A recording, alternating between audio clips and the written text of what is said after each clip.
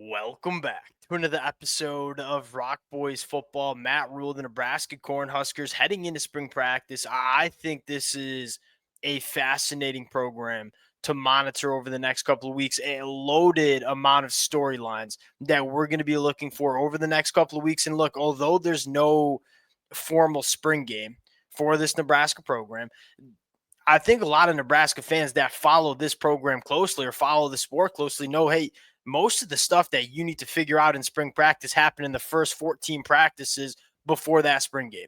And so, in terms of storylines, in terms of learning about this football program, we still have a lot to learn. And one of the things I love about this Nebraska program is Matt Rhule is very transparent about what's going on within this program. You learn a lot as a Nebraska fan as this program goes through spring practice.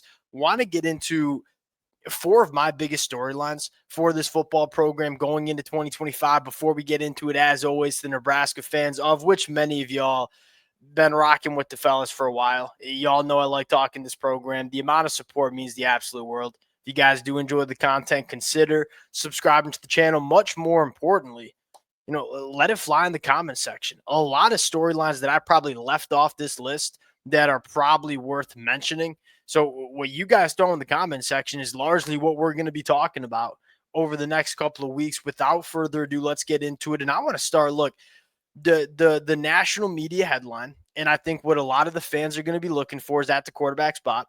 We're going to talk about that in a second. I want to start with the offensive line and really what this offensive line rotation is going to look like in the certain position battles that we're going to see take place.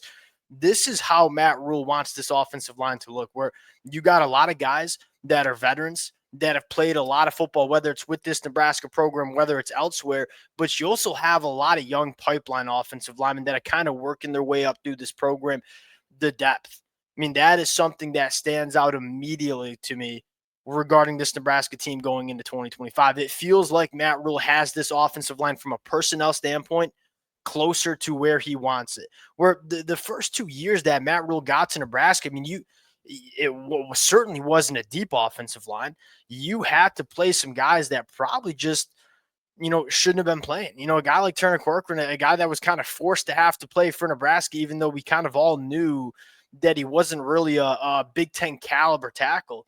Nebraska's not in that spot anymore. I mean, there's a lot of really quality bodies that are pushing for a lot of starting opportunities. I think the best example here is, look, Elijah Pritchett at right tackle. Look, he's a 13-game starter at Alabama last year, has all the physical traits, former five-star guy that you look at him and say that's a Big Ten caliber tackle, but didn't necessarily play great football for Alabama. I don't have Elijah Pritchett penciled in as a starter. You know, 1 or 2 years ago, Elijah Pritchett probably had to play for Nebraska because there just wasn't enough depth. I look at a guy like Grant Brix and say, I would not be surprised if Grant Brix can push Elijah Pritchett at that right tackle spot. And if Grant Brix doesn't start at right tackle, no doubt he could factor in the rotation on the inside of the offensive line. You got a guy in Justin Evans who, to me, has been probably the most solid, steady offensive lineman we've seen the last 2 years. Could play center, could play guard. You have some versatility. You have some veteran pieces. Now it's about what's the best starting five for this Nebraska program in 2025, where the first 2 years it was like, can we just cobble up a starting five that's going to be solid? I feel like Nebraska's in a different spot when it comes to the personnel on this offensive line. And the deeper you are on the offensive line, the better chance you have at putting out a good unit going into 2025. And I feel like Nebraska finally has that right combination of depth within this unit. And this is a big storyline because you look at Dylan Raiola taking that year two jump. I think it starts with the offensive line, giving Dylan a good run game, giving him clean protection in the pocket. It's where it starts. Now you look at Dylan, what's the biggest jump we want to see him make? And Matt Rhule was just on a podcast with Urban Meyer, and I was listening to him. I thought Matt Rhule said something that we've been kind of talking about over the last couple of weeks, and that's Dylan Raiola's ability to be a difference maker from an athletic standpoint, which just really wasn't there in 2024. Not only because he's a true freshman, but I mean, Matt Rhule was talking about Dylan's weight and getting his weight down so he can be a difference maker when he's trying to get out of the pocket and be in extending plays. That was something that it wasn't really in Dylan's bag as a true freshman. as that body continues to, I don't necessarily know if I'd use the word fill out because he's already big dude, but as he continues to become a better athlete at the quarterback position, that's the storyline that I'm looking for the most. Where you look at all the other difference makers at quarterbacks across the country, they all have some semblance of playmaking ability when things aren't perfect in the pocket.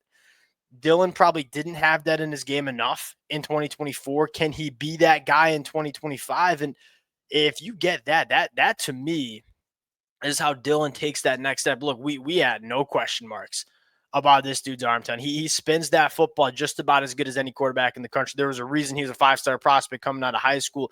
Now we want to see him, polish up the other parts of the game of football. And to me, the storyline is not Dylan Raiola being more comfortable in this offense. I don't think there's a younger quarterback that's more has a better understanding of the sport than Dylan. I think that's all there. If he can become a playmaker, a difference maker from an athletic standpoint at the quarterback spot, that is where I see Dylan taking the biggest jump in 2025. This kid can be that quote unquote franchise quarterback, that program changing quarterback. And if he does it kind of completely changes how you view Nebraska in the 2025 year. Number 3, newcomers on offense in terms of weapons around Dylan, which got better. Look, 2023 was a disaster. The quarterback position was a disaster. Didn't have enough difference makers on the outside. 2024, the quarterback play got better. The difference makers on the outside got better. You're just looking for it to continue to get better going into 2025, and I think they have the personnel to do so.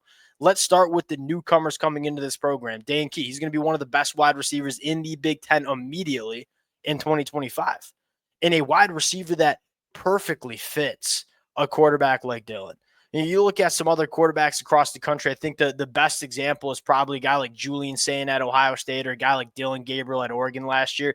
Guys that want to get the ball out quick to the short intermediate parts of the field. Look, Dylan can do that.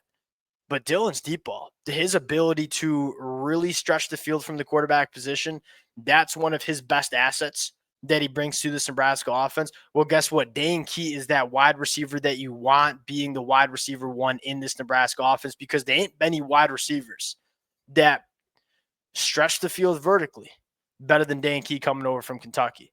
And then you look at a guy like Nazai Hunter. You look at a guy like Cortez Mills coming in as a freshman. I'd even go to the running back spot and talk about a guy like Jamarian Parker, guy that goes sub 11 in the 100-meter dash.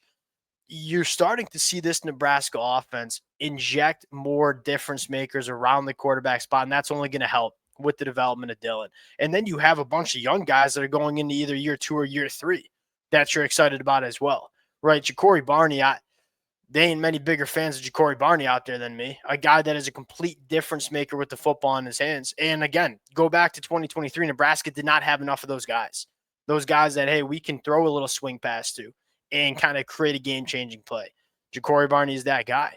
What about Carter Nelson? Whether he plays tight end, whether he stays at the wide receiver spot, a guy that can be a difference maker going into year 2. And what excites me about Carter Nelson is, look, Carter Nelson was not here for spring ball last year. And if there was one guy that you wanted to be there, it was Carter Nelson, because he needs to fill out that frame a little bit and kind of get acclimated to Big Ten football. Having that full spring practice and full fall camp for a guy like Carter Nelson, he's one of those guys that could jump massive levels just with that an extra couple of months on the football field, in the weight room with this program.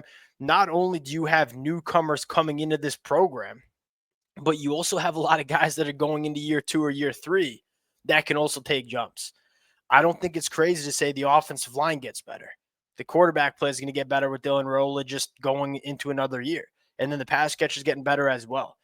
It seems like everything on offense is going in the right direction, along with a significantly better mind running this offense in Dana Holgorsen. A lot of reason to be optimistic that this Nebraska offense takes a jump, and we want to see some of those storylines kind of play out in spring ball. Number 4, defensive puzzle pieces. And this is, to me, this is kind of the story of this Nebraska team in 2025. Can this defense continue to be a top 20 defense in the country? Like there's a lot of turnover. There's some question marks that you have from a personnel standpoint.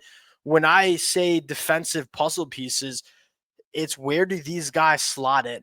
Right, we're not going to find out much about the scheme of this Nebraska defense in spring practice, but we are going to find out where guys play. Let's start up front in the front 7. You bring in Williams Winery. You have Keona Davis going into year 2, Cam Lenhart going into year 3. All guys that can be extremely versatile on that defensive line. Williams Winery, he's 6'7", 270, still filling out that frame. He could play the 3-tech, could play it on the edge. Where does Williams Winery fit in?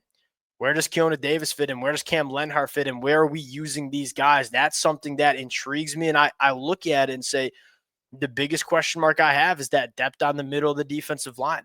Can any of those young guys that have that versatility to play inside maybe kick inside and provide some playmaking in depth for this unit? And I think it also goes along with just getting your best football players on the field. For me, it's hard to argue that Cam Lenhart, Williams Winery, and Keona Davis aren't some of your best players on the defensive line. You want to make sure all those guys get the ability to impact this Nebraska defense. Whether that's kicking some into the inside, that's what we're going to find out in spring practice. Then you go to the linebacker room, Deshaun McCullough. A guy that could play the jack linebacker spot, guy that could play off-ball linebacker, guy that could play nickel. Where does he settle in, and can he stay healthy? This, to me, might be the biggest storyline for Nebraska. Deshaun McCullough and Vincent Shavers playing off-ball linebacker, significantly better athletes than we've seen in the past for Nebraska. And this is where the sport of college football is going. You have to have linebackers that can go sideline to sideline, that can cover tight ends up the seam, that can go tackle running backs in the flat.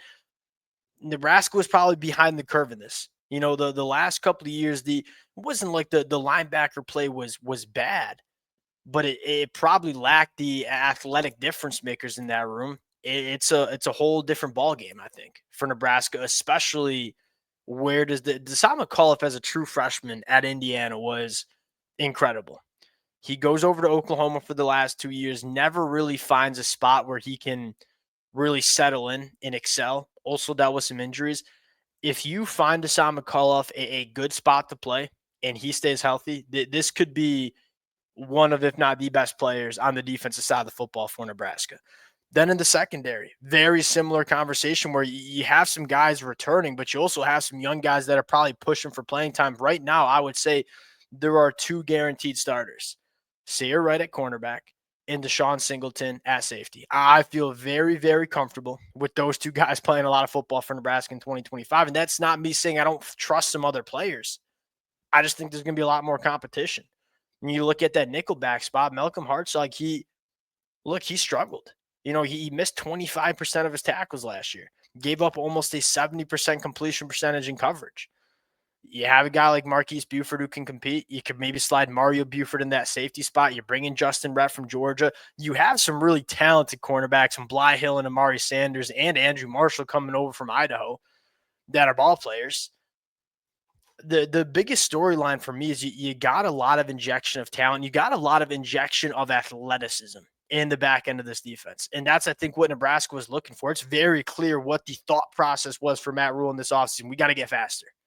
Guys like Malcolm Hartzog, they were not the athletes. They were not fast enough to, especially in this modern era of the Big Ten, when you're playing teams like Oregon or you're playing teams like USC. The team speed for this Nebraska defense is exciting. There's a lot of different puzzle pieces that could slot in at a lot of different spots, and we're going to find out what that's going to look like in spring practice. We'll sign out there. Appreciate you guys rocking with it. Exciting next couple of weeks for this Nebraska program. Appreciate you guys, and we'll talk to y'all later. Peace.